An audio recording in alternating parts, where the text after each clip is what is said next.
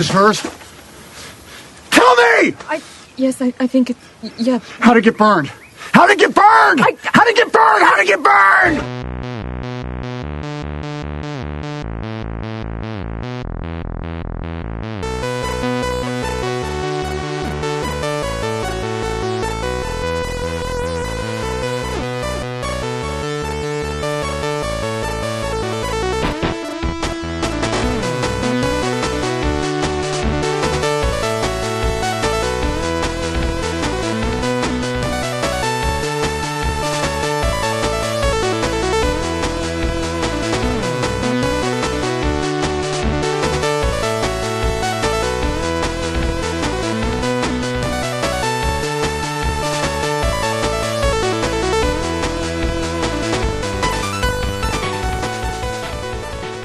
Angry.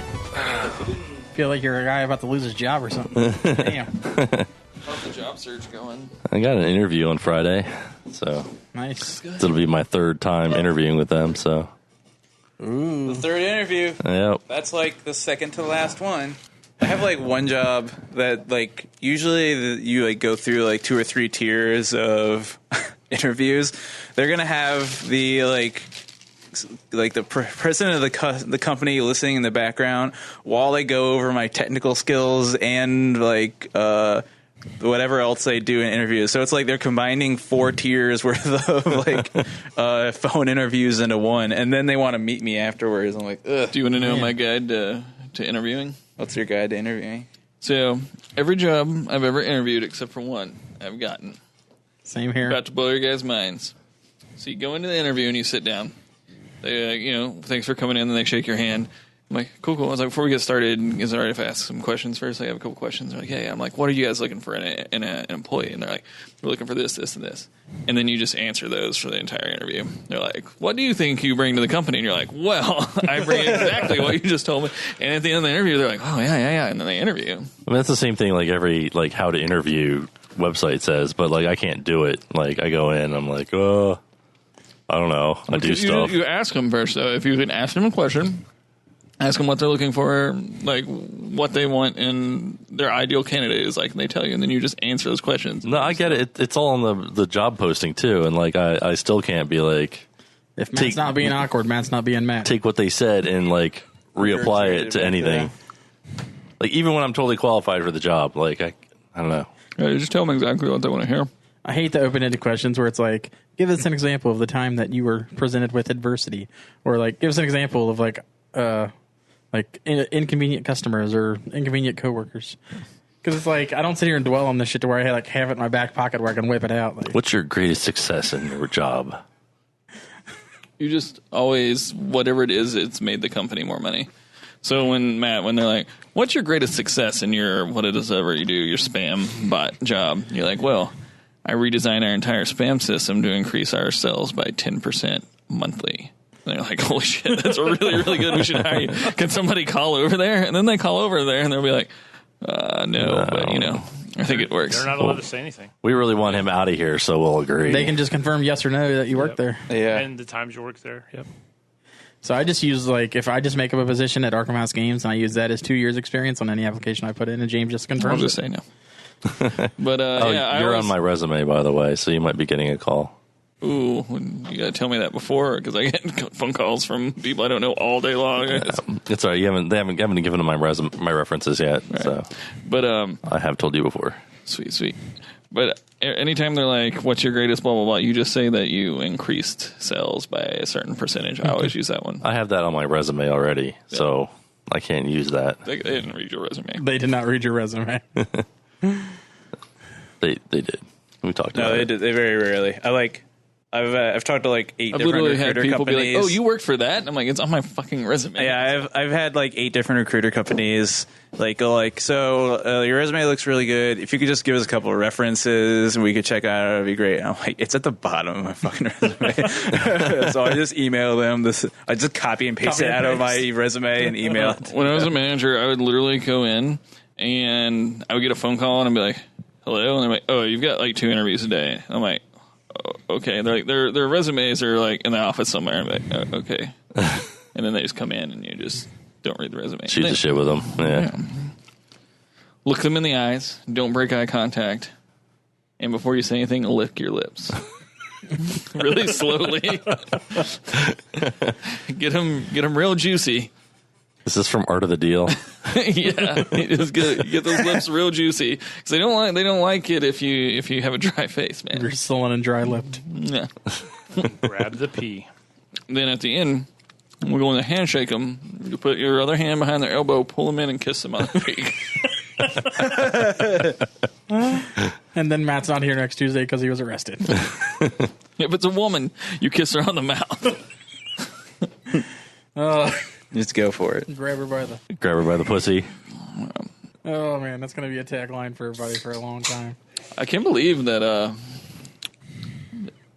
Yeah, I can't. Never mind. I was going to say I can't believe that he's still in the race, but yeah, I can. I sent them a thing in our group chat online. The program you refused to install. But it's an interview today because I was like, who the fuck is like still supporting? Because I saw like the number one like evangelical Christian magazine dumped like issued a statement saying they don't support him. Blah blah blah blah. I'm like, who the fuck is this? A woman?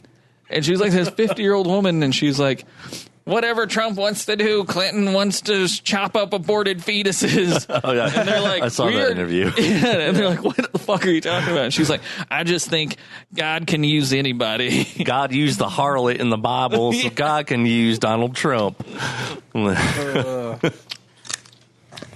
God.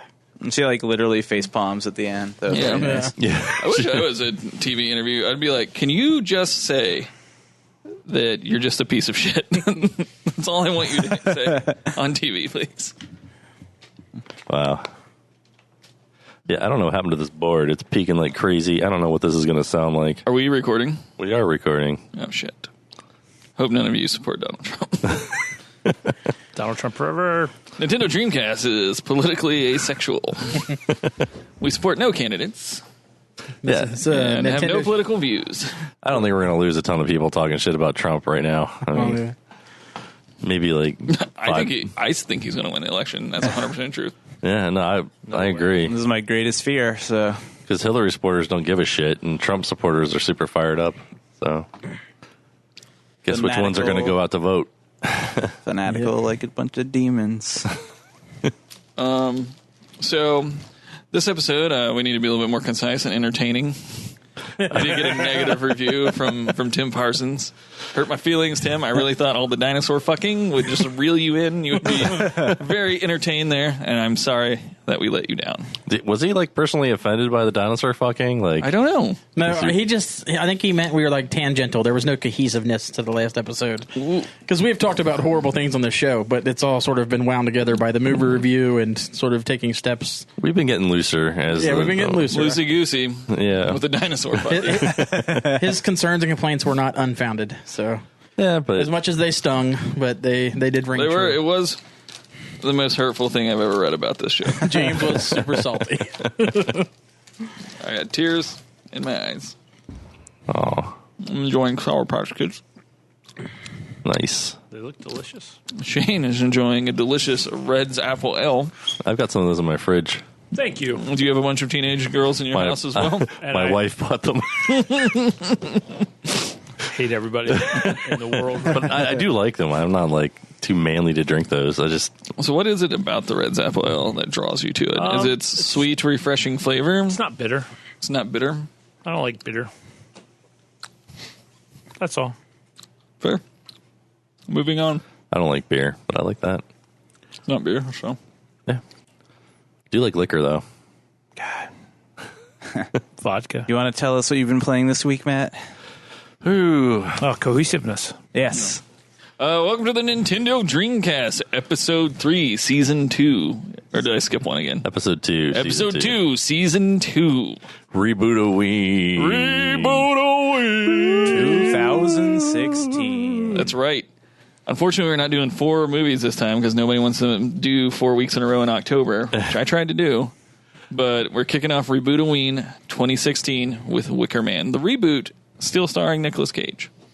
Yeah, Still starring? still starring. They Is he in didn't. the first one? They haven't edited him out. He was not in the first one. Oh, I thought he was in the first one too. No, Never mind. he was Not still. I've never seen the first one. I've only seen the Nicolas Cage The one. first one is like takes place in Scotland. It's like totally European production. Oh, so it's not like a real movie. It's way better. Well, I mean, they're not like real movies until they're made for American audiences. It's not a Hollywood movie, but it's very 70s and very Scottish. Like bagpipes and haggis? Yeah, Okay. maypoles and like lots of like drunken bar singing and Scottish like folk songs and shit like that. It's really good though. Yeah, so Reboot O Ween 2016. Keeping with our itinerary, what have you been playing this week, Matt Maynard? First thing I played was Dragon Quest Builders, the demo. I don't own it yet. It was really good. It's a lot like Minecraft mixed with Dragon Quest. What did you build? You have to build a town, kind of. So you show up in this world, and like it's been like completely decimated by demons, and like Classic demon attack. people are living like wild animals, pretty much. And this goddess wakes you up, and you go onto the planet, and you start building a town. How do you know she's a goddess? She says she's a goddess, and Why doesn't she rebuild the fucking town since she's a fucking goddess? With magic. Why'd the because- demons attack in the first place, man? because that wouldn't fulfill the prophecy, James. Whose prophecy? Don't the gods goddess' write the prophecy? Shitty prophecy to write. Yeah. So because God helps those who help themselves, James. What about the demon? What? Nothing cool. Yeah, so you start building this town, and then people show up, and they're like, "Hey, I forgot about towns," and they give you been a quests. while. They give you quests and like blueprints of shit to build in the town, and you need to go out and find materials to do it. And there's monsters that you can kill to grab materials. What do the And- little ones think of it? Cordelia loves it. It's a little too complex for the little one, Fiona. But I really liked it. I was totally engaged. Excited for the full release? Yeah, it comes out today. Is it just Minecraft, or do you only go out and quest in the world to build stuff, or is building stuff like secondary to the? It's weirdly like super combined. So like once your town also has a level, like hit points and shit. So like once you get your town leveled up, like your town undergoes a boss fight. And so like all these monsters like rush your town, and so depending on how you've built it, like it may or may not withstand it. And the villagers go out too, and they like start hacking away at the monsters. It's pretty cool. Sweet. Do you play anything else? Yeah, I played Transformers Devastation, which is like the 80s version of the Transformers. Okay. It's not a movie game. No, it's All right. it's like people who clearly had a lot of love for like the original Transformers series. They made a game. Is it And- fun?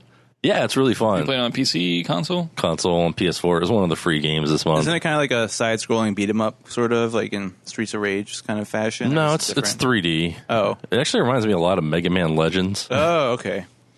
but you can turn into like vehicles and shit. And Oh, so it'd be cool if there's a Grand Theft Auto game, but you're Transformers instead of a dude that gets in cars. You're just a car that murders people. but it has this really cool move where you like transform into the truck or whatever you are, you're Optimus Prime, and you like rush at the enemies, and then like you press a button and he like comes out of the truck and like gives them this like super uppercut. Feels really good like every time you do that. Was it cell shaded? Yeah, it's very cel shaded. But I mean, it looks just like the 80s cartoon a lot. So, and I played a $2 special game that I'm super into called Bard's Gold. It's a little bit like Rogue Legacy, but way harder. Bard's Gold. Bard's Gold, yeah. But that's all I'm going to say about that. It's kind of roguelike-ish, Okay. but I recommend it. I've been super into it, and that's it for me. Justin, what have you been playing? The only thing I have played these last couple weeks would be Fable Anniversary with Charlie Boo. What was that again? Fable Anniversary, it's the remake of Fable. Oh, where'd you get that at? It came out in 2014 for Xbox 360, so we've been playing that. I've had it on the shelf So your forever. time machine. Yeah, time machine. I thought it was backwards compatible, but I couldn't get the load on the Xbox One, so Did you download the latest updates? I believe so. So we just whipped out the 360 and started playing on it. And I remember playing the first Fable. This has a lot of stuff added to it that I don't think I ever got around to. At least I don't remember any of it from the game. Because I don't remember the part where you get to buy a whorehouse, but me and Charlie got to play through that together. So that was fun. Daddy, what's a whorehouse? it's called the Bordello, like the Mirkwood Bordello. I think I remember that. Yeah. And, My new favorite phrase, and this is from Westworld episode 2, is Horriboris. I haven't made it that far yet. Just conceptualize that one. Ouroboros. Yeah, the graphics are pretty shit, but other than that, it's a really great game. And I let Violent delights have violent ends. And like, Sorry. if it gets too hard, I take over the gameplay for her. But I let her make all the decisions, and she's very monetary focused. So like in the whorehouse, you can either like choose to run it and make lots of money, but your morality takes a hit, or you can choose it into like a battered women's shelter, and like people can take refuge there, and your morality takes a bump. But she's like, we don't make any money doing that one. I was like, no, you don't. Fuck those beat women. Put those girls to work. So I don't think she gets the grasp the concept of what she created, but she definitely is the madam at a whorehouse. So That's great, Ish. yeah, You should be proud of her. I'm glad that's still over her head. And then I don't know if you guys remember the arena where you got to fight Whisper, the little black girl that's your like nemesis growing up. Uh-huh. Yep. And if you let her live, there's a lot of added stuff with her in the game too. Because you like spoilers for a 12-year-old game. You fight her in the arena, like you fight in the arena, and then you and her fight somebody together. Then it comes down to you two against each other. You can either choose to kill her or let her live. Did Charlie let her live? Yes, Charlie let her live. You don't make more money if you kill her. No. And if you don't kill her, then you also don't have to, like, you find out more information about her brother, the big black knight Thunder or whatever his name was. So, yeah, we're playing an oldie but a goodie. So I really loved Fable. It was I a do great too. game. Fable 1 and 2 are... I don't know about 2, but 1 was great. I don't know, like, if you guys remember, but if you worked in retail back in the day, you had the retail expert zone through Microsoft, and you could take a little test. Like, since I worked at Sears, that you got like you use your little store code to take tests and earn rewards, and that's how I got the Fable game initially, was like using rewards points. I got it from them. Huh. That and Mech Assault, Lone Wolf, or whatever it was. Mech Assault was great. Yep. Did she kick chickens? She has kicked chickens on the first couple quests when you got to go to like the Fear of the Wolf. And It's not what they call you. They call you... you could Yeah. buy the title from the town criers. Horse face. Horse face. But nope, that's about it. What about you, Dano? I finished Undertale because I've been something on my radar since 2015 because it won like best game of all time in a game FAQ like contest. What? Yeah.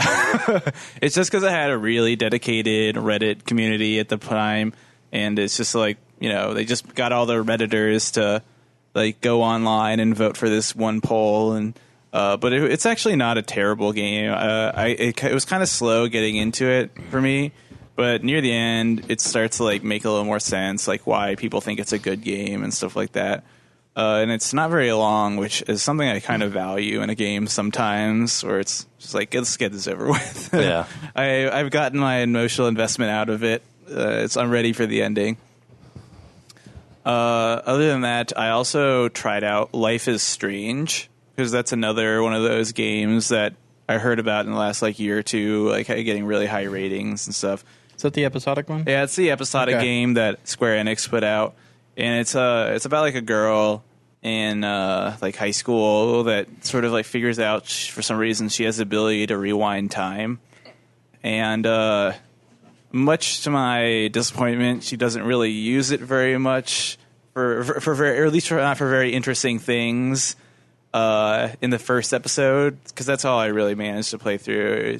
She's like kind of like you play this girl, and she's kind of like a bitch to everybody. Like she's like very teenage angsty, and it's really hard for me to like play through that sort of like of a teenage girl that just like, God, why won't anyone leave me alone? I just want to be me. So it was really hard to like get through all that angstiness and enjoy it, especially when she just uses her powers to rewind time and answer teachers' questions correctly and stuff like that. I also have the ability to turn back time, but I only got 3 uses. And you can only go back 5 minutes at a time. And I just reserved them so I'll never poop my pants again. I've got one left. But I will never have to worry about pooping my pants, man. He's burned 2 charges. And Other than that, I vaguely played Monster Hunter Generations. Yep, we play, Danny and I Played Monster Hunter Generations together. Do you Yeah. like Monster Hunter No, Game. what's it on? 3DS? 3DS. Oh, The new 3DS. new 3DS only. No, he has an old 3DS. Yeah, it's you can play it on the old 3DS, but I don't really enjoy the game very much. Is it free to play? No. Okay. It's Brand new game Brand new just game. came You out. have to go out and buy it. We had a friend that told us we all should go out and buy it, and then we could all play it together as like a team and stuff like that. So this is not the first time I've heard a pitch like this, and at first I was like, yeah, I'm going to sit this out. But then, like, James had a copy, Matt had a copy. Our friend botched me a copy. Yeah. The guy that asked him to buy a copy, James says, no, I can't get it. And so he bought him a copy so that he would play with him. And, like, one or two other people we know got copies.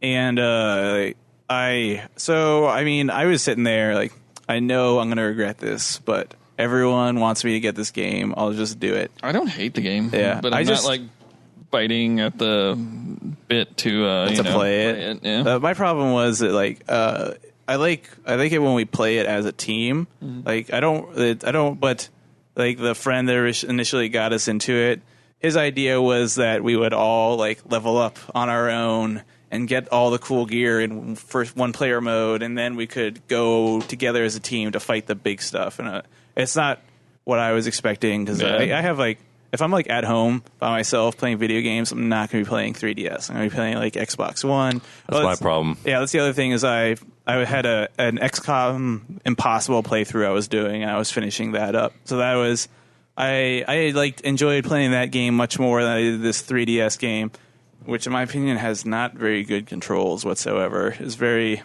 Does it support the It's better with the C stick. the dual stock?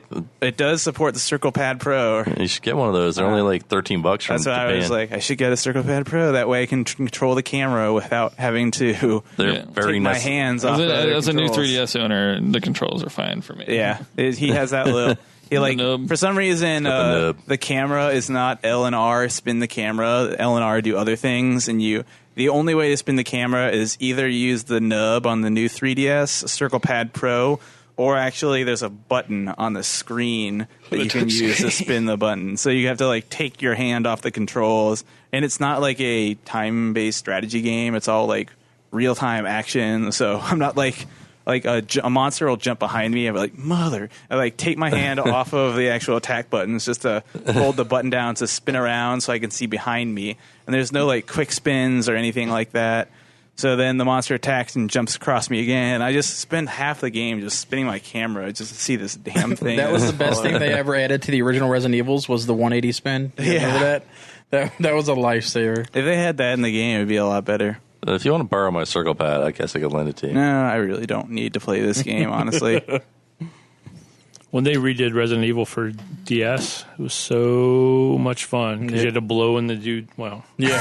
you had to blow in the dude's mouth to resuscitate him. Yeah, they it used was the pretty mic cool. for CPR. It was pretty awesome. Resident Evil You DS. get to blow dudes in Resident Evil 3. I to do blow as soon as I started. James So is much fun. I love blowing shit. And when they took, blowing shit from every day and put in my video games, I could blow shit on my video games. That's when the series really opened up for me. That's back when I when- could blow shit. When Nintendo was in their DS naming phase to where every game had the DS epilogue on the end. So like for Resident Evil, it was Deadly Silence. Yep.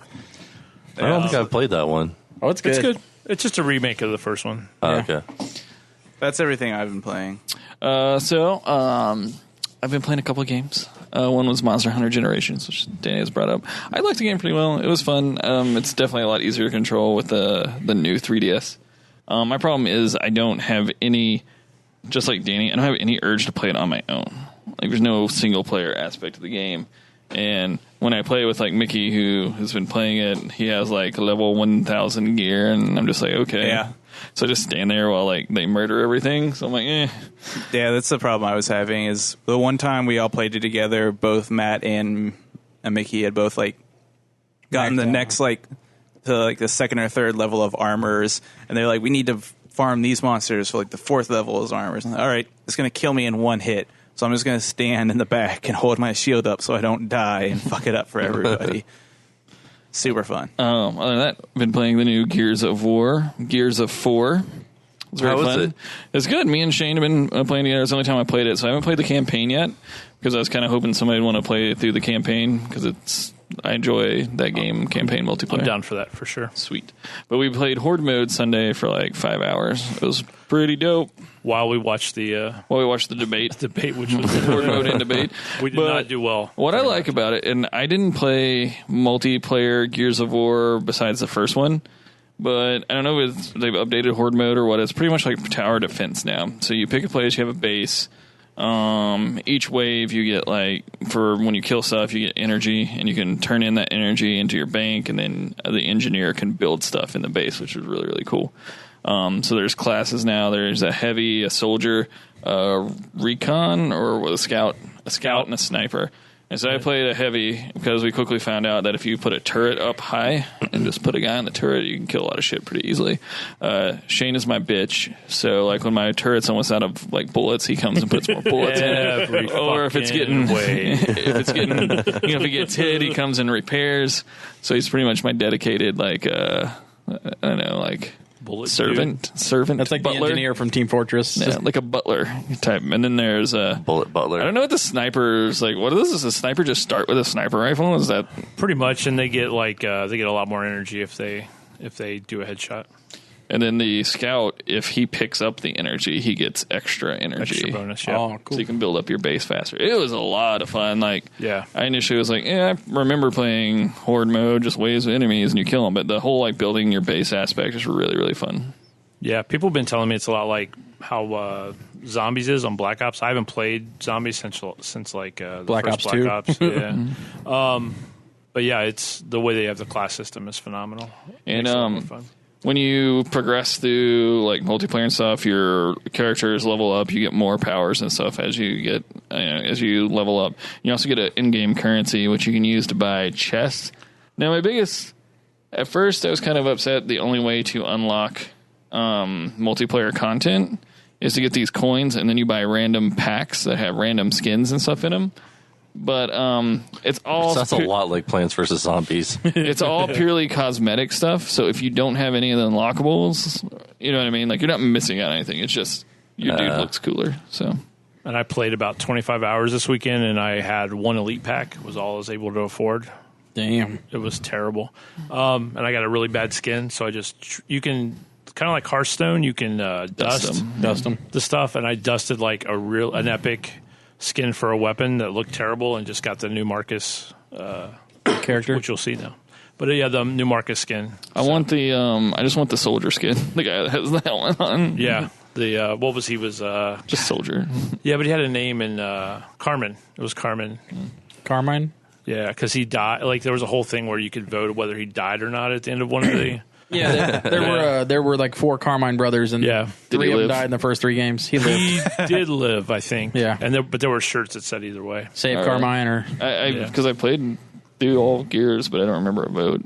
Yeah, I love the series, and I don't remember. So. I'm excited about playing the campaign. Let's play that campaign tomorrow, man. Yeah, we can What- do that what time? for sure. Like- I mean, whatever. Like 11? 11 o'clock? Whatever you want to do. 11 a.m.? I should be up by then. Yeah. All right, 11 a.m. So, but that's what I've been playing and enjoyed it a whole lot. I don't know if I talked about this last time, but I did get the Far Harbor expansion for Fallout 4. Did I talk about that? Yeah. Yep. Yeah, you talked about it a little bit. Yeah. Did I talk about how I'm kind of upset that you have to take a companion with you? No, you didn't mention anything about All right, that. so my whole Fallout 4 build is Lone Wanderer, extra damage. Your companions are mentally challenged individuals in that game that just run off and murder anything. Or if What's you're trying retarded to sneak. is that build because you miss out on like half the game. Anyway, I enjoy like a lone survivor aspect of Fallout 4. So I downloaded Far Harbor because I looked at all the DLC, and I only want to do the big ones. So Far Harbor, Nuka World, and the robot one. They have like kind of full fleshed out missions and everything. And everybody's like, Far Harbor's amazing. There's so much stuff to do there. I'm like, sweet. So I downloaded it. And then the guy like comes, like you get the radio signal and you go and he's like, my daughter's missing. She ran off.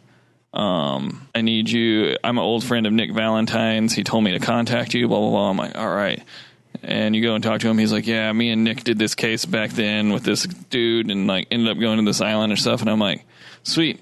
So I like walk out of the building. I'm about to get on the boat and I'm like, I bet you have so much fucking content if you take Nick Valentine with you. So I like stop and like pause the game. I'll pick up my phone. Do you miss out on anything if you don't take Nick Valentine? Like 1,000 results. Like the top one is like, stop right now. If you don't take Nick Valentine, you ruin the entire story.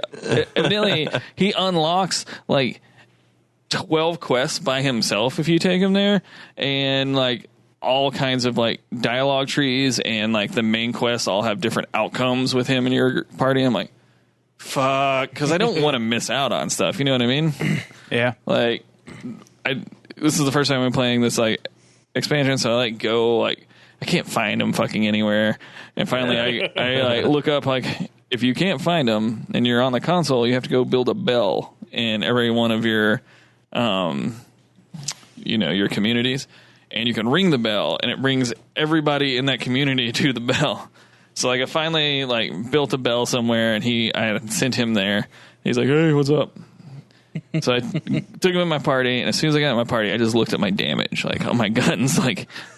Goes down by like half. I'm like half the fucking murder machine that I was. I'm like shooting sponges at people, like Nerf guns. So I'm like, fuck. Now I have to like rebuild. So I seriously spent an entire day preparing for the expansion because I had to go like make new weapons, like do all this shit. You can buy that thing that respecs you too, I think. Can you? Yeah. But so then I went and I started, and it's awesome. Like there's so much cool stuff in that expansion. So I did start playing that, but I was not happy that the game gives you an option of being a lone wanderer, but then releases a $20 expansion where over 50% of the content is not accessible without a companion. Yeah, they should have just taken that option out. Yeah, I mean, that's fine, motherfucker. I enjoy being a lone wanderer. It's like if I was wandering around, like, you're fighting for yourself in the wasteland, man. I got this guy with me. It's like, hey, what are you doing? What are you doing? Wait, let's not do that. Wait a minute. Are you trying to sneak here, man? Are you sneaking? Are we sneaking right now? It's like, They never get me caught. They get you caught? Yeah. You get me caught all the time. Oh. You just be like walking, and then like you hear like, what the fuck? Did I tell you to go shoot somebody? Nick Valentine was especially gun heavy whenever I took him with me. It's even worse now that I sided with the Institute because I just it came down like the railroad's dumb, and it came down between the Brotherhood of Steel and the Institute. Brotherhood of Steel are pretty much Nazis in this one. I couldn't in good conscience side with them. So it's the lesser of two evils, much like people choosing Hillary Clinton. And it's really bad now because you're walking down the street with fucking Nick Valentine. He runs over like a hill and comes back with like 20 dudes in power armor and Gatling lasers chasing him. Like, God fucking damn it. It is the worst. That's pretty great. Just walking, all of a sudden he's like shooting at a vertibird. It's like, no, God damn it, Nick. And no matter what fucking weapon you give him, he will just use that fucking pipe pistol. Yeah, he always takes it back I take out. everything out of his inventory. I'm like, here's like this awesome pistol because he prefers pistols. I read it, so I'm like, all right, maybe if I just give him the best pistol in the game, no, pipe pistol. Have you ever tried removing his pipe pistol entirely? He spawns it. He spawns respawns it. a pipe Yeah. pistol. He'll pull out the gun that you gave him, and then that gun will disappear halfway through the fight and will become a pipe pistol. Transfiguration. All right, so that's what I played. Hopefully we'll talk about Gears some more when we beat the campaign. I know you already beat it, but I haven't. I've beat it. You haven't beat it? Chapter 1. There's chapter 1. We'll start over. Good. But let's get into Reboot O Ween. Wait, Shane hasn't gone. Oh, you just played Gears. Gears of War. It's pretty much it. Yeah. Did you play anything else, Shane? Gears of War. And then I. Well, tell me what you like about Gears of War. I was joking. Reboot O Ween. No, I'm just kidding. Go ahead. Terrible. I mean, the class system's phenomenal. The fact that it's going to take forever to level up is really nice. Yeah, I did notice that we played, like I said, we probably played 5 or 6 hours. On Sunday, I went up 1 level. Yeah. So talk about slow level Yeah. progression. Do you feel like you're getting stuff done? Like, Yeah, I mean, your perks when you level up, like you get something at level 3. Yeah, level 3 you can have 2 powers, two abilities, which is really cool. Like I was leveling up engineer just so I could get that. Just so you can give me more bullets. So I can get you more bullets, and that your turrets would be have more health. Because your turrets kind of suck right now, dude. They're all right. You know? I mean, they're okay. We just gotta you got to get us more energy so that we. I don't can know if you look at the kill count at the end of every single wave. What's great is like as soon as we make turrets, like whoever's on the turret wins every time, and they get all the points. Like it's just the turrets. It was weird because we were like on wave 50, and I had 186,000 points, and then like you had 70,000 points, something like that. Yeah. Go on. Awkward silence. Yeah, which I like. I like that. I mean, MMOs like have always been really good about like you get experience if you heal people. I feel like engineers should probably get some love in that game. Maybe get like half the points when I'm murdering people on something. your Yeah. Like the auto turrets, you get a bit for that. But yeah, no, Gears of War, like it's the multiplayer is still terrible, where you only can kill people if you play with shotguns. oh yeah, But other than that, like the horror, like I hate multiplayer so much for a game that I love. It's probably top 5 games of all time. Like I love Gears of War. That whole series is great. Yeah, I did agree. Like for me, Gears is playing co-op campaign and playing horde mode. Yep. But playing like if you're gonna do like I play like Overwatch or something if I want to like shoot somebody else. Yep. But that's pretty much all I played. I played Magic here Friday night after work, and then I played until 4:00 in the morning. Went to work on Saturday. Was off Sunday and slept in until like 2:00, and then we started playing 2:00, and it was such a nightmare trying to watch the debate and play. Our team went real silent, and all of a sudden all the debates came up. And for whatever reason, my YouTube feed was like 6 minutes behind Same everybody here. else's. Yeah. So like they were laughing about stuff, and I was like, what? Yeah, it was bad. But that's all I played. Is the next debate this weekend, or are they doing them every other week? I don't know. I think it's next week. God, if they could just do them every fucking week, that would be amazing. Like I would pay for Donald Trump. Like somebody should start a series where Donald Trump debates people every single week. Did you see the where they overdubbed "A Time of My Life"? Oh, so good! I saw It was like them singing "Time of My Life" together. So good. It's only a minute. I only saw. Is there a longer one? No, Just a minute. There's probably only about a minute of footage you can bring out of that whole debate where it actually looks like they're singing to each other. I like how famous Ken Bone got. The guy in the red sweater with the mustache, like that's blowing up everywhere. What are you I talking don't know about? what you're talking about. Yeah. It's The like dude- a Christmas sweater on. He's the guy that threw up, the Christmas sweater. He threw up the question about Energy. energy, and it's just like he's sitting there with the mic, and he's like got a very like mousy little demeanor. And apparently, for some reason, he just blew up. Everybody was posting. Yeah, I don't get it. Like, I don't either. Was he like Left Shark or something like that? Is that what you're talking about? Like that kind of blow up? I haven't seen he it. was on like every news channel. Yeah. Oh, so they are actually interviewing him? Yeah. Oh, Yeah. Yeah. I Like, thought it just meant he was like popping up in like memes or Like, something because it was he's- I Christmas. mean, no, he's in memes and shit He's too. in yeah. memes, but like he's also been interviewed by reputable news. He said he Yeah. wore that sweater because he split his pants right before the debate, which didn't make any sense to me. Like, I mean, you that's split something your you can pants, re- you put on a sweater. That's something you can relate to, right? Ish? Yeah. Don't fucking start, man. Yeah. Sit down for like a tournament or something. Gen Con, and my pants goes. the worst. I had somebody that worked for me once that happened to, and he did not have undergarments on. Free balling it. I'm lucky it was an underwear day. That's for sure. And then somebody said something about how it's all like so. Al Gore. Everybody's wondering why like Al Gore doesn't care about politics anymore. He just does like the yeah, like the whole thing environment with, stuff. Weather. But they were saying like he started making a lot of money because now like he owns the businesses that like he's going to be the first billionaire from green energy. Somebody said. So they're saying like that's why Donald Trump. It's like another conspiracy theory. Like he's going to lose, just like Al Gore did, to just ride so that, the infamousness. Yeah. So and it's like really, like, is that really where we're at? And we are at that place. It's the worst. Like this is the worst election ever. You Oh, mean yeah. the greatest election? And the greatest That debate election was ever. painful. It was bad. Real It was bad. awkward the whole way through. Oh yeah. I mean, by awkward you mean hilarious. Like, Yeah. But I'm really sad that Hillary Clinton has the debate prowess of a tree. Like anybody else, like would just be like ripping him apart and shredding him, and she's just like, meh. I liked it. I liked the last question. Like, just name one thing about your opponent you actually like. And Hillary is like, I like Trump's kids. There's nothing about him in particular, but his kids are okay. Jesus, Shane. Nice. But yeah, you're right. Like Obama or even Mitt Romney would have like torn him a new asshole. But yeah, she can't take the kill shot. Yeah, she's the woman.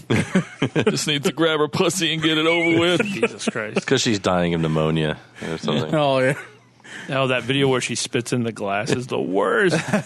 Like, I understand that happens, and it's cool that people have a thing for that, but, like, that was so gross. What, is that like a fetish?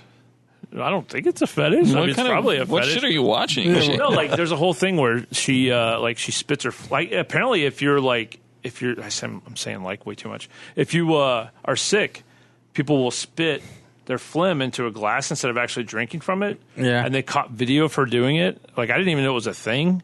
But apparently it's a thing. Like if you're sick and you give speeches and stuff, like that's really a thing that people do. Oh, instead of blowing your nose, like 'cause Yeah. you can't do that because it makes you look bad. Yeah, but to catch her on camera, it's like the worst. It was so gross. And I want her to be a lizard person so bad. There's a Facebook profile that's like lizard Hillary Clinton or something, and because of the fly that was on her face, like somebody had made that person on Facebook had made a comment like it was so hard not to use my tongue to rip the fly off my face or something. I was like, oh, please. You're the best.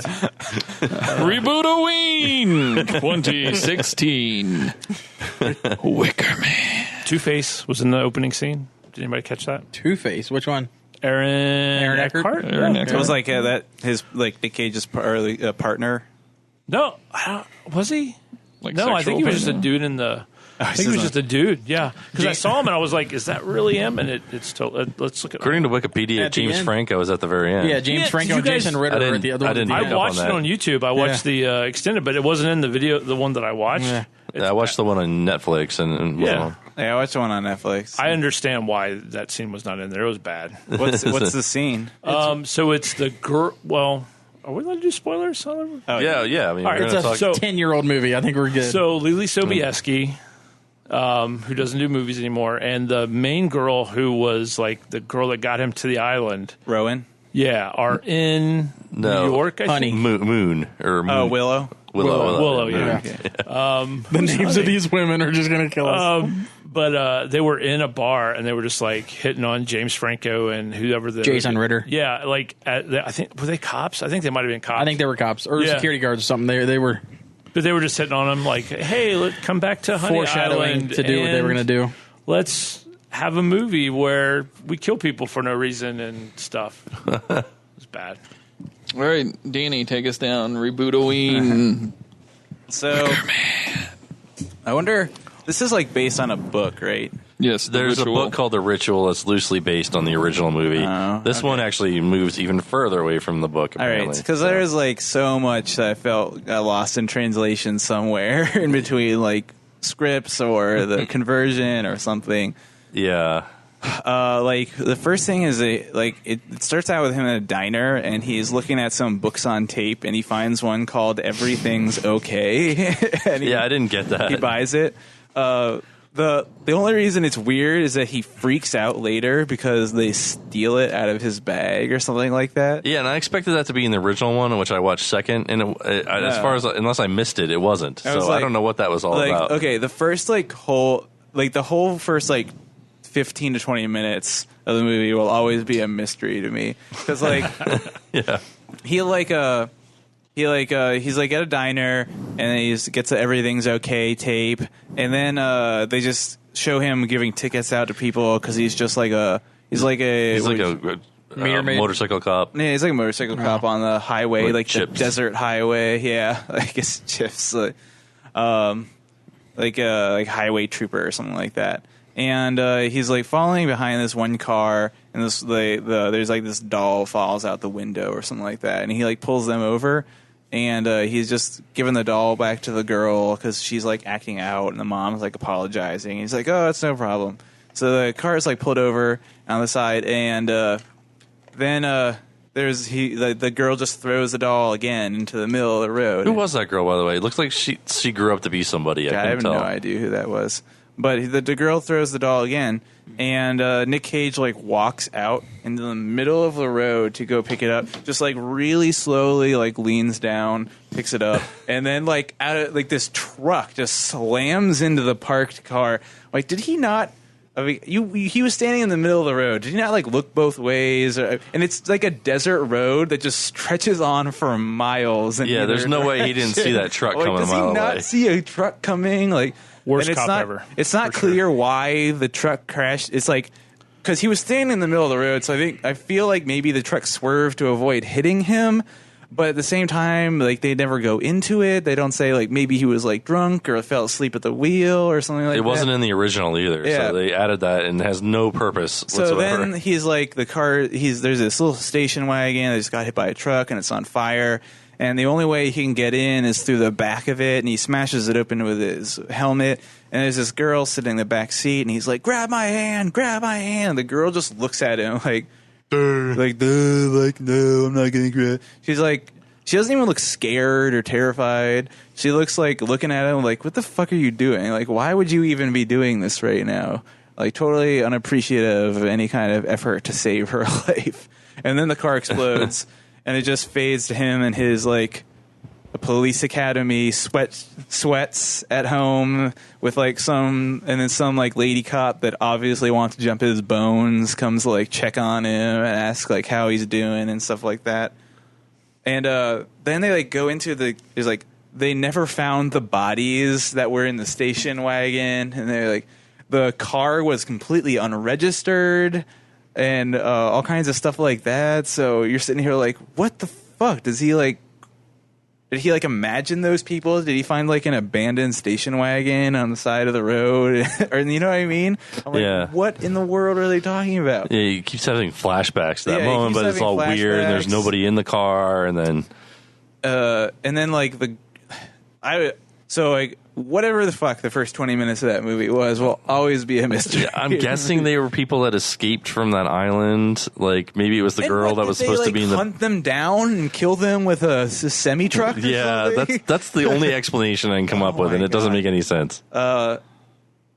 So, moving on, he gets a letter from his ex-fiancée that she's had a little girl, and she's living on this commune on an island, a privately owned island, and her girl's missing, and she needs him to come and find the girl.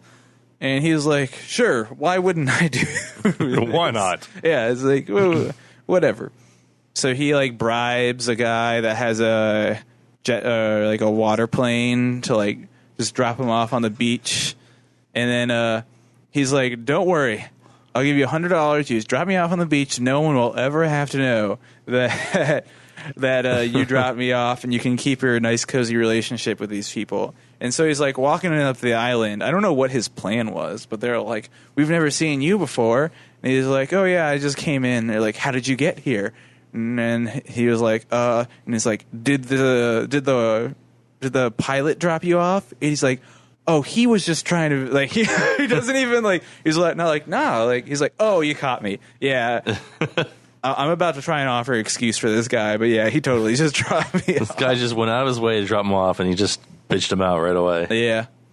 But he's investigating, and I feel like the people in the commune make, like, some very good points that he just chooses to ignore. Like, he's like, I'm a police officer sent here to investigate a missing girl. He's like, you're from California, right? And he's like, yeah. And he's like, this is Oregon. And they're like, it's not in your jurisdiction whatsoever. And he's like, I have a police badge, so you'll respect me and answer all of my questions. Let me search your homes. Let me search your island.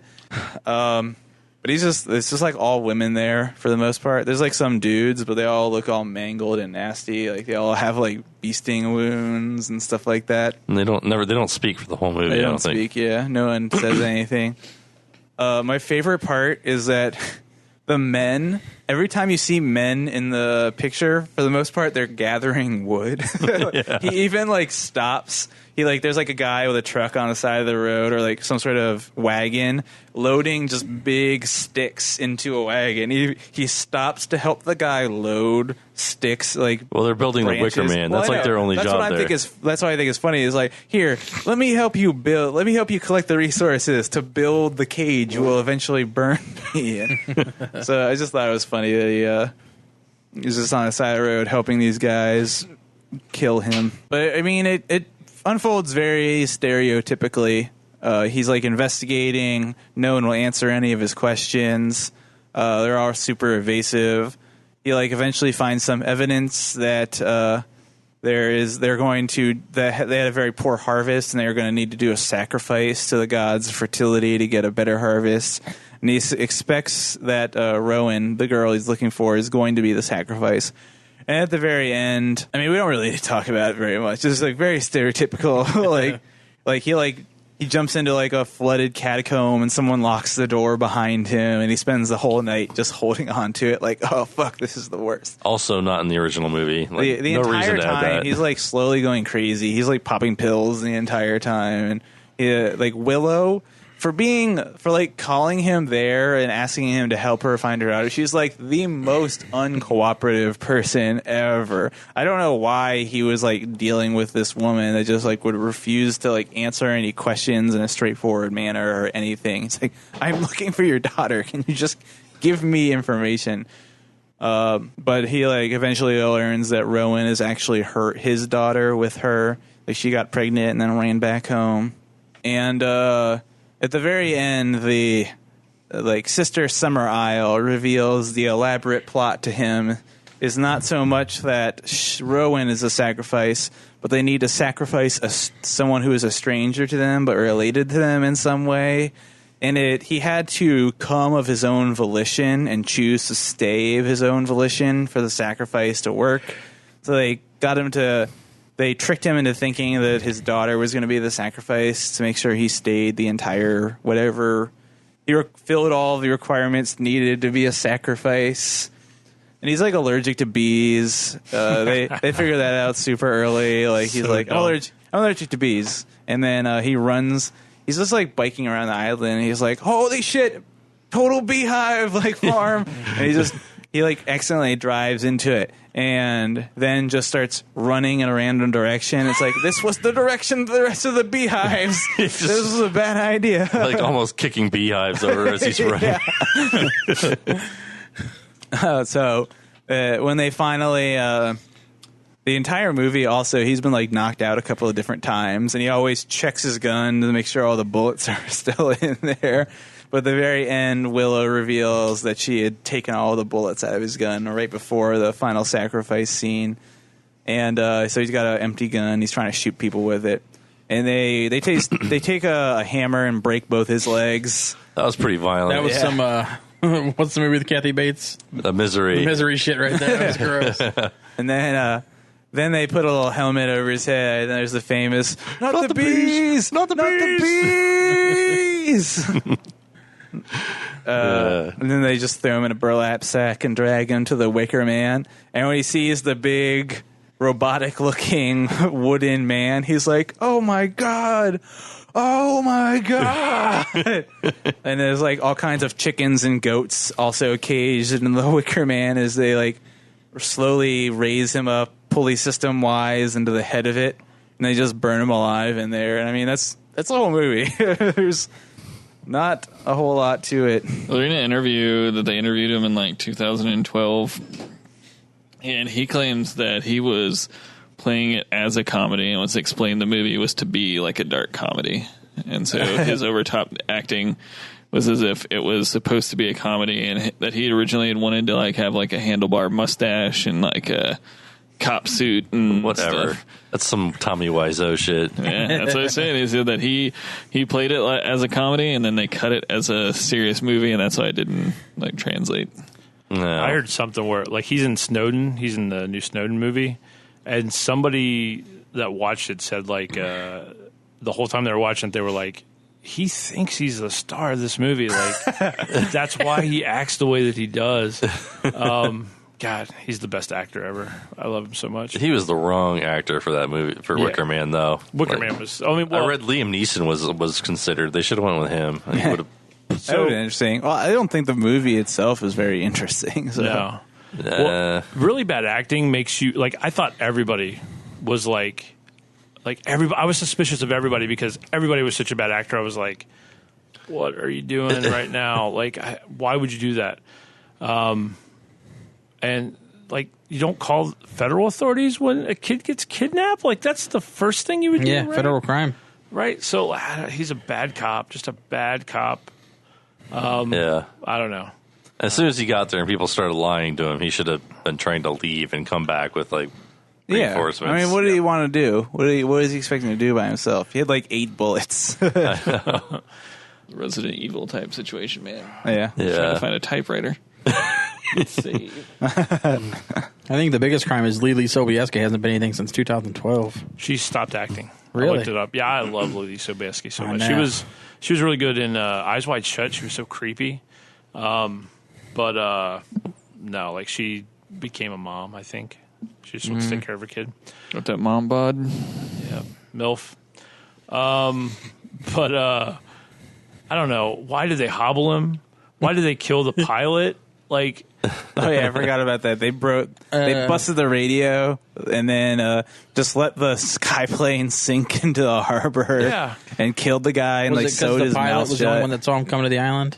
yeah, but like That's how they get their supplies. they planned everything. Like I thought like the girl in the station wagon and the mom in the station wagon was all part of the plot to get him there. Like they sacrificed their lives to make it happen, but like that didn't make sense because he's like the truck swerved. Yeah. So I don't know. But like I said, whole 21st 20 minutes is going to be a complete. I forgot it. Like when he gets to the island, he like checks into the hotel, and then he like leaves and does some investigation. Comes back. And he's like, "Did someone unpack my bags? I'm missing a books on tape that I have to listen to." And then she's like, "What are you talking about?" And he's like, "It's everything." He's like, he just says like everything's okay. And then she's like, "Oh, that's good to hear." And then like walks away. They kept like 80% of the dialogue from the original movie, except a lot of it's like in in different context. So maybe that was in the original and I didn't catch it when I watched it, but Yeah. I doubt it. The only person I liked Mrs. Rose, who was like the school teacher. Molly Parker.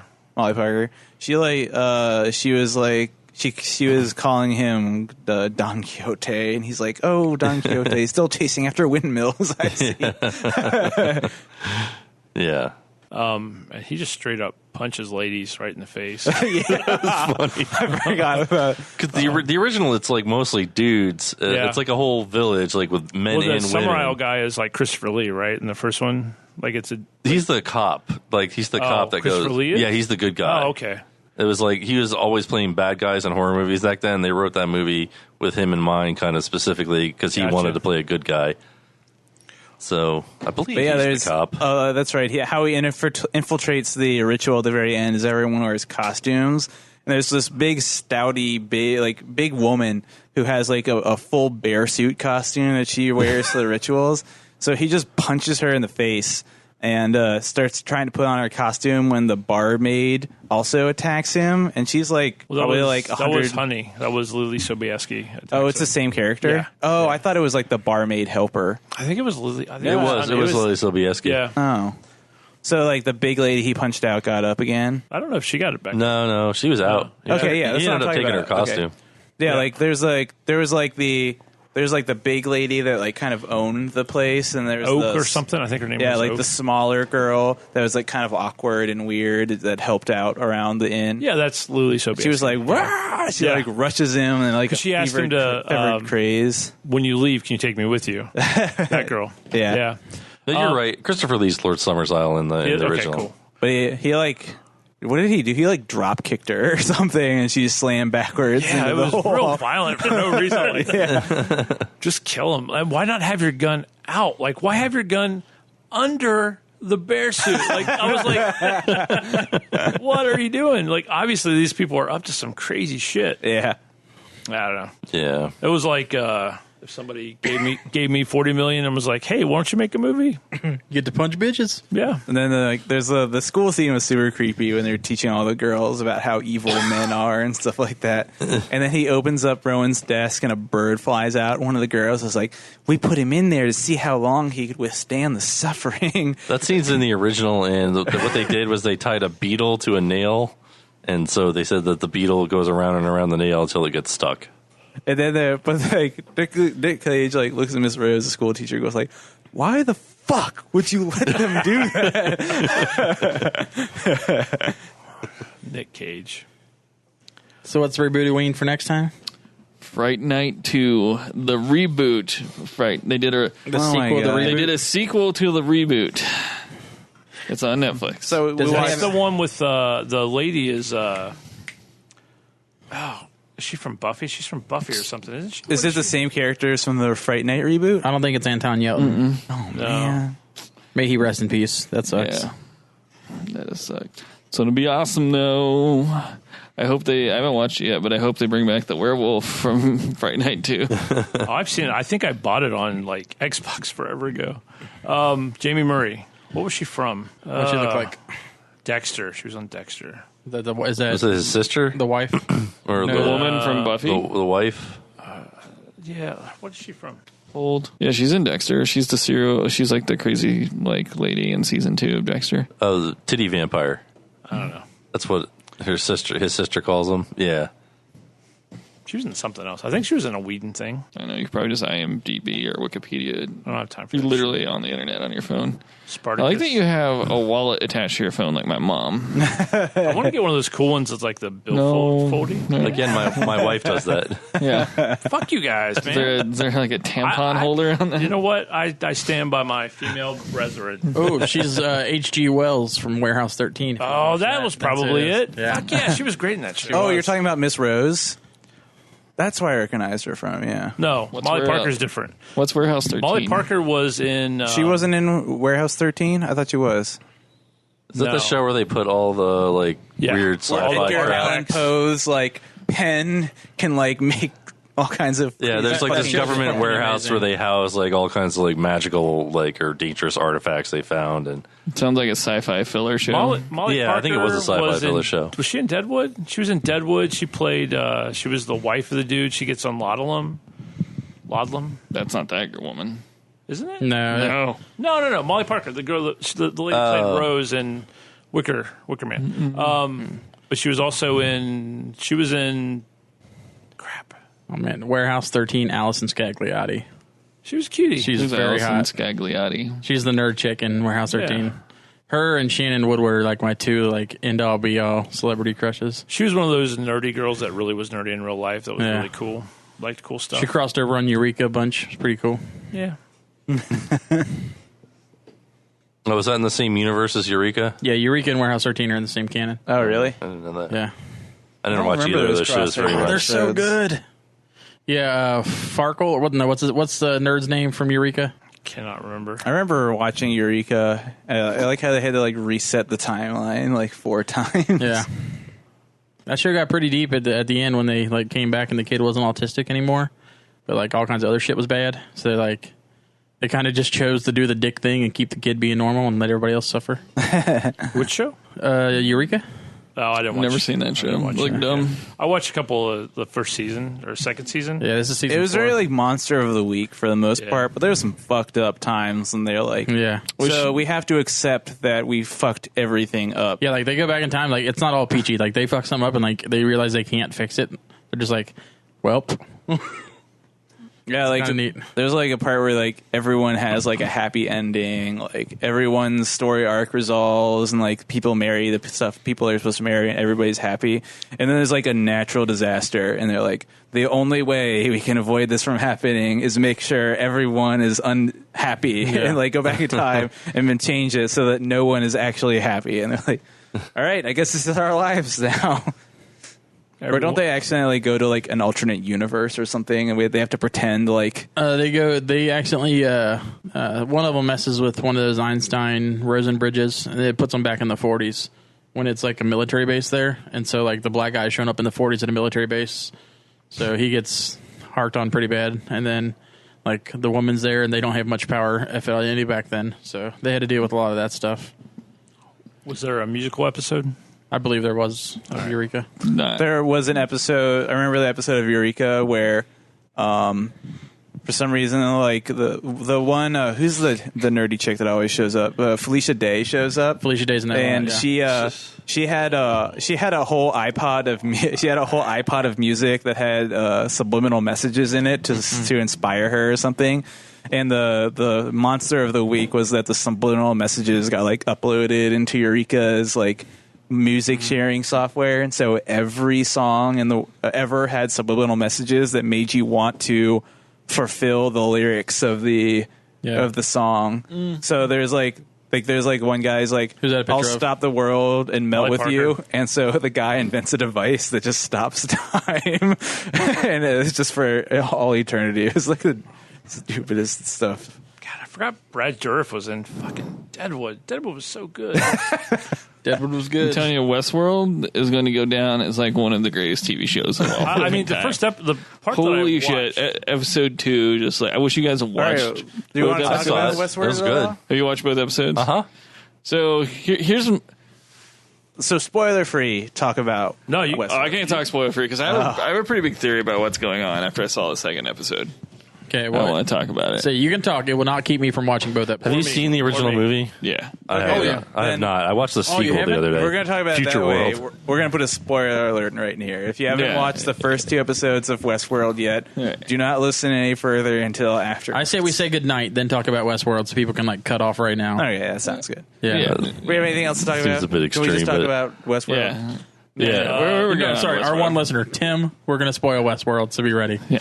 We're going to Westworld. So, do I go? So the general theme of Westworld is sometime in the near future in which there's a man, Dr. Ford, who has perfected like bio-organic androids. And so they're pretty much Cylons from Battlestar Galactica is the best way to put it. They're androids, but they're not. And they don't know they're androids. Yeah, they're not machines. So basically, every day is a new day. They're inside of a park. All of the Westworld is a Wild West themed.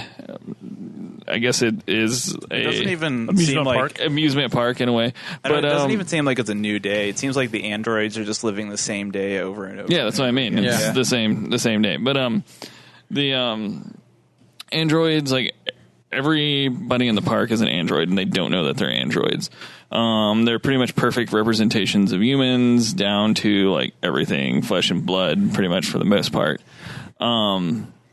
They get their every day they get their memories erased, I guess, or they reboot or reset or whatever.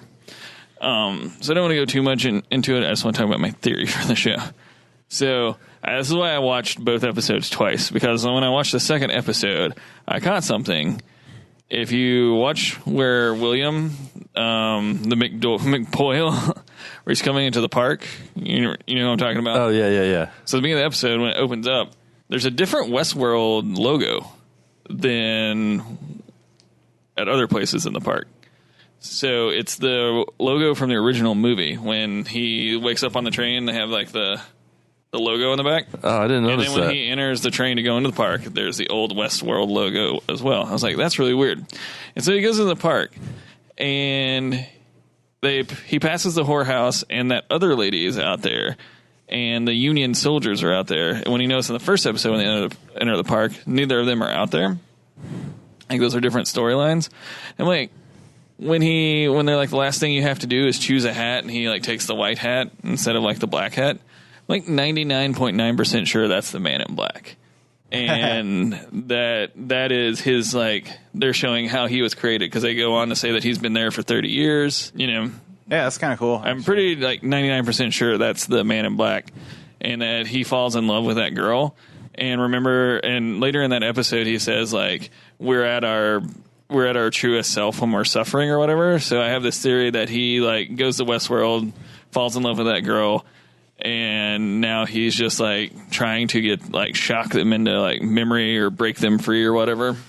That's my theory. That's good. That's a good theory. Yeah, I didn't think about that. Because that guy is like popping up in their dreams and stuff too, you know. Because I think it's that dude.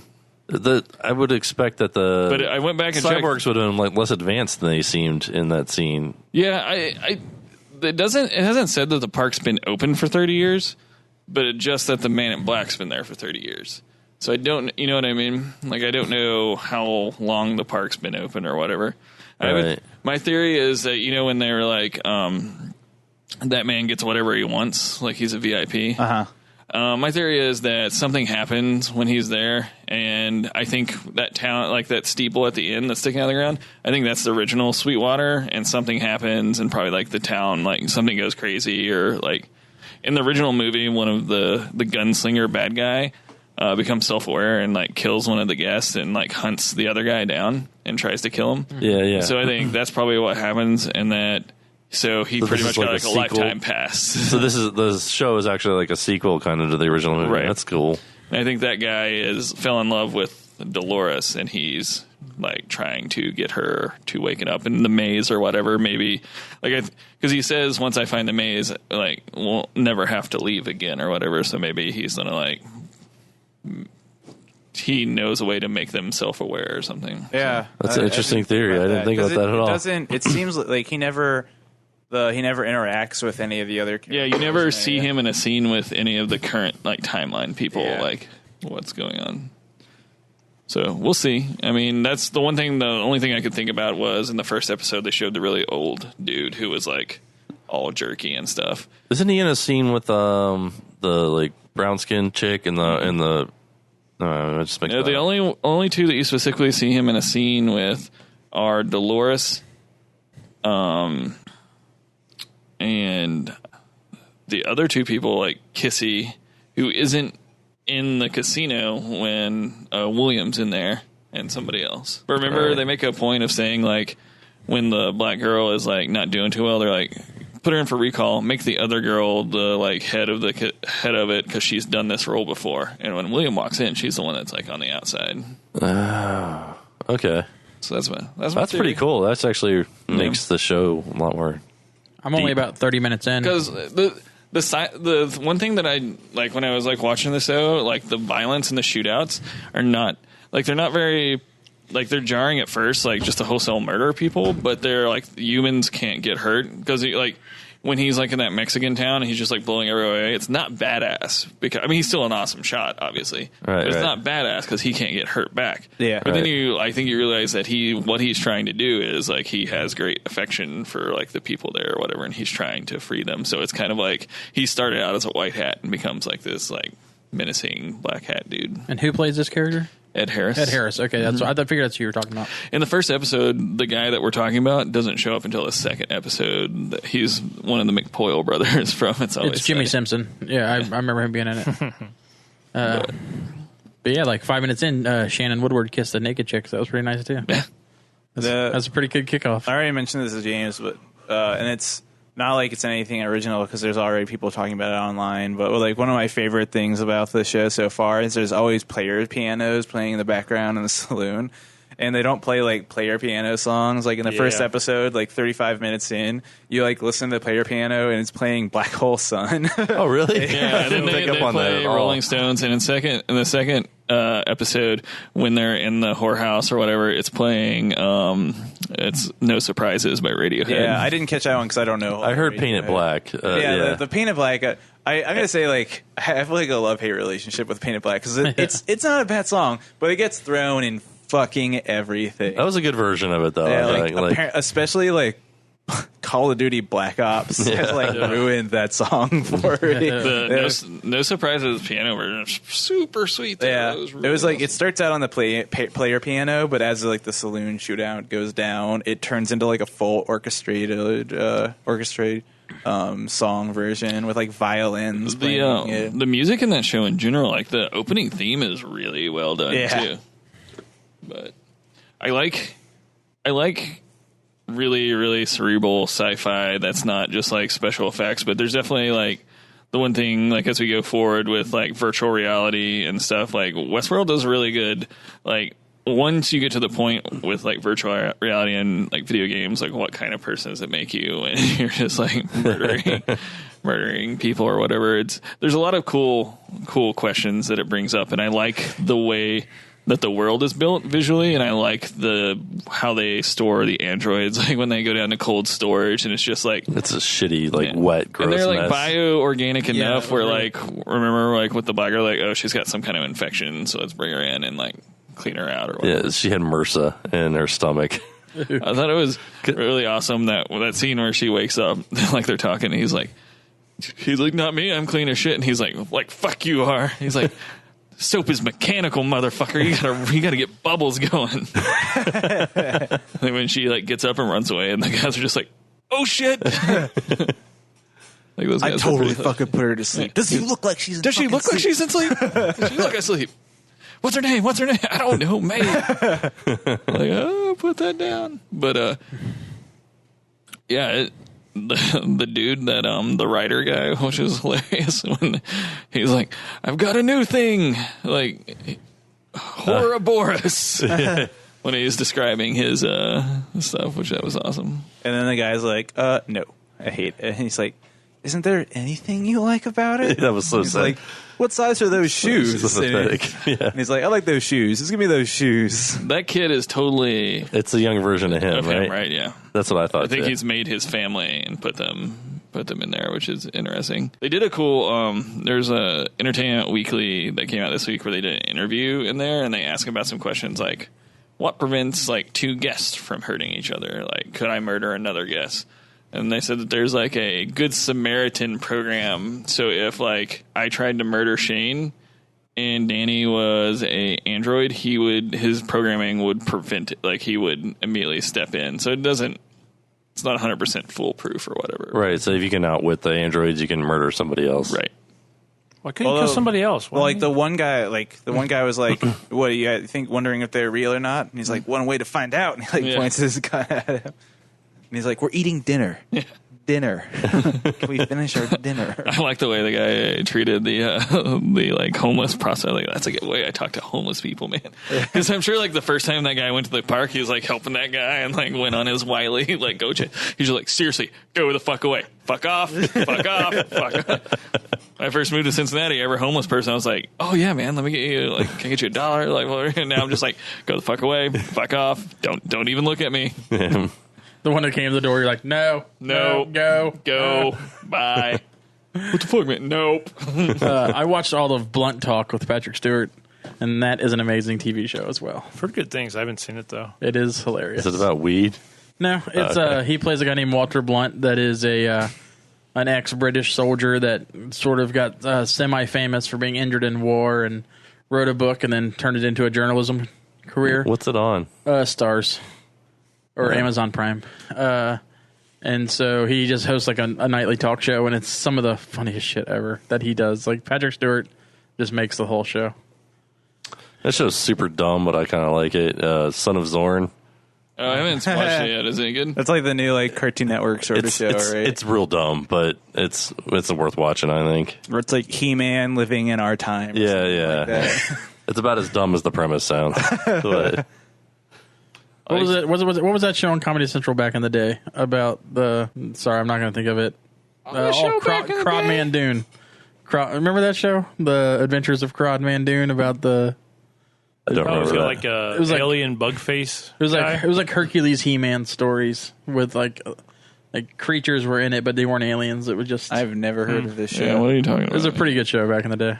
Back in the day. You look it up on your phone. I am going to look at my phone. The Adventures of Crawdad Noon. Crod Muldoon or something like that. CW shows are back this week. I heard the first episode of Supergirl's good. I'm not done with the first season, but I heard the first episode of season 2 was really Superman's back, or Superman's in it. Yeah. Flash. I did hear they're turning Jimmy Olsen into the Guardian, which is stupid. Oh, that is dumb. Luke Cage. Like, we didn't even talk I'm about only that on at all. episode 4. I can't talk about it. That's really good. Crodman Dune and the Flaming Sword of Fire, a British-American comedic sword and sorcery series on Comedy Central. It's, I don't know. What's that black noir?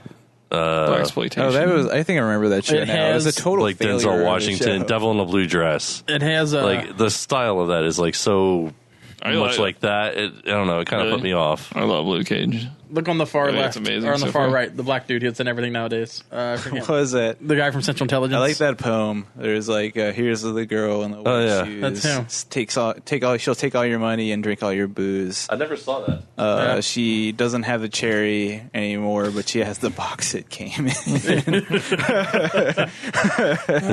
Nice. All right. Well, Yeah. Luke Cage is good. Yep, I don't want to talk about it. They should have wrapped up the last few episodes a little tighter, but it's good. We'll talk about it when I'm done. I'll never- be done by you next never time. hate Don't Luke spoil Cage. nothing. Yeah, well, I already have some strong thoughts about the show. I really like it a lot more than other people do, I think.